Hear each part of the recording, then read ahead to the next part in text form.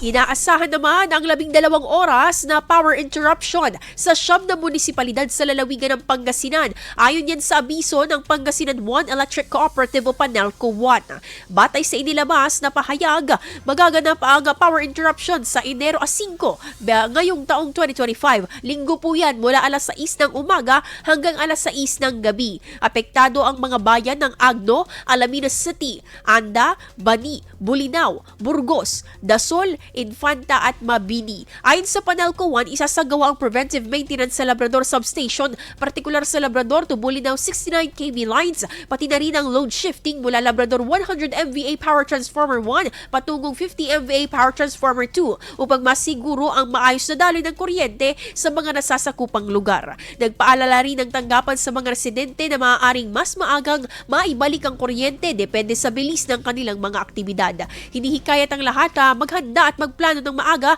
para sa posibleng abala sa araw ng power interruption.